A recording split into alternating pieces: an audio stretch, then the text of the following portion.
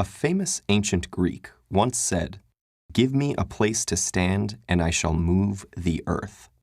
But this wasn't some wizard claiming to perform impossible feats. It was the mathematician Archimedes describing the fundamental principle behind the lever. The idea of a person moving such a huge mass on their own might sound like magic, but chances are you've seen it in your everyday life. One of the best examples is something you might recognize from a childhood playground: a teeter-totter or seesaw. Let's say you and a friend decide to hop on. If you both weigh about the same, you can totter back and forth pretty easily. But what happens if your friend weighs more? Suddenly, you're stuck up in the air. Fortunately, you probably know what to do. Just move back on the seesaw and down you go.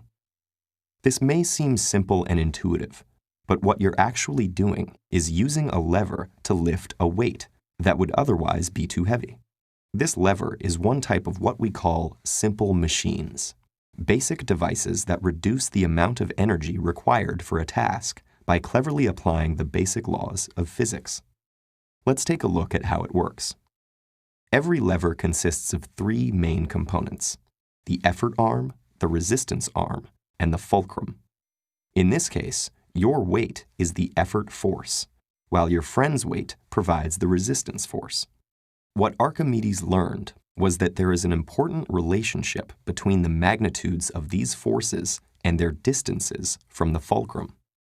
The lever is balanced when the product of the effort force and the length of the effort arm equals the product of the resistance force and the length of the resistance arm.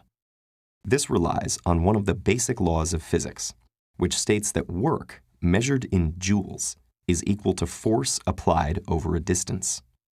A lever can't reduce the amount of work needed to lift something, but it does give you a trade-off. Increase the distance, and you can apply less force. Rather than trying to lift an object directly, the lever makes the job easier by dispersing its weight across the entire length of the effort and resistance arms.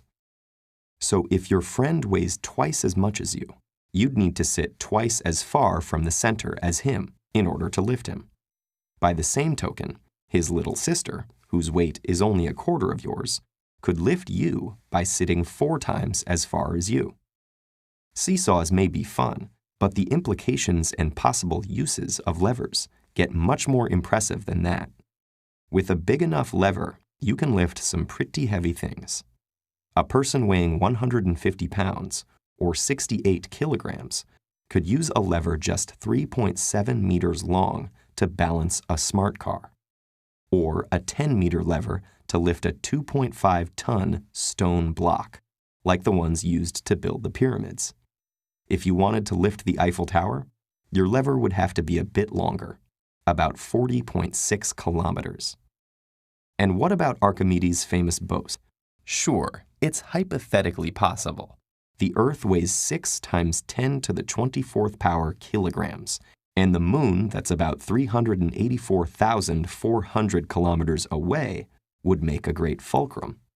So all you'd need to lift the Earth is a lever with a length of about a quadrillion light years, 1.5 billion times the distance to the Andromeda Galaxy, and, of course, a place to stand so you can use it. So for such a simple machine, the lever is capable of some pretty amazing things.